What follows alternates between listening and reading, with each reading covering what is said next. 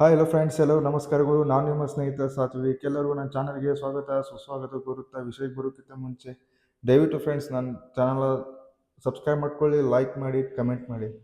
ಬನ್ನಿ friends start ಮಾಡವ. ಗೆಳೆಯರೆ, ನಮ್ಮ ರಾಜ್ಯ ಸರ್ಕಾರದ ಉನ್ನತ ಶಿಕ್ಷಣ ಸಚಿವಾಲಯವು ಬಿ ಎಡ್ ಪದವೀಧರರಿಗೆ ಮೊದಲು ಟಿ ಟಿ ಎಕ್ಸಾಮನ್ನು ಲಿಖಿತ ರೂಪದಲ್ಲಿ ನಡೆಸುತ್ತಲ್ವ, ಅದು ಒಂದು ಸ್ವಲ್ಪ ಮಟ್ಟಿಗೆ ಚೇಂಜ್ ಮಾಡಿ ಕಂಪ್ಯೂಟರ್ ಬೇಸ್ ಎಕ್ಸಾಮನ್ನು ನಡೆಸಲು ಸರ್ಕಾರ ಒಪ್ಪಿಗೆ ಸೂಚಿಸಲಾಗಿದೆ. ಇದು ಒಂದು ನಮಗೆ ಎಲ್ಲ ಸ್ಟೂಡೆಂಟ್ಗೆ ಒಳ್ಳೆಯ ಸಂಗತಿನೇ. ಇದರಿಂದ ಕೆಲವು ಅನುಕೂಲಗಳು ನಮಗಾಗುತ್ತದೆ. ಅದೇನೆಂದರೆ, ನಾವು ಎಕ್ಸಾಮ್ ಬರೆದಿರುತ್ತಲ್ವ, ಅದರ ಮೌಲ್ಯಮಾಪನ ಪ್ರೊಸೆಸ್ ಕೂಡ ತುಂಬ ಫಾಸ್ಟ್ ಆಗುತ್ತದೆ ಮತ್ತು ಫಲಿತಾಂಶವನ್ನು ಪಡೆಯೋಕ್ಕೆ ತುಂಬ ಟೈಮ್ ಬೇಕಾಗ್ತಿತ್ತು. ಇವಾಗ ಆ ಥರ ಆಗಲ್ಲ, ಫಲಿತಾಂಶ ಕೂಡ ತುಂಬ ಫಾಸ್ಟಾಗಿ ಬರುತ್ತದೆ. ಅದ್ರ ಜೊತೆಗೆ ಇದು ತುಂಬ ಪಾರದರ್ಶಕತೆಯಿಂದ ಕೂಡಿದೆ. ಅದರ ಜೊತೆಗೆ ಅಕ್ರಮಗಳು ನಡೀತಿದ್ದಲ್ಲ, ಅದೆಲ್ಲ ಟೋಟಲ್ ಎಲ್ಲ ಬಂದ್ ಆಗುತ್ತವೆ.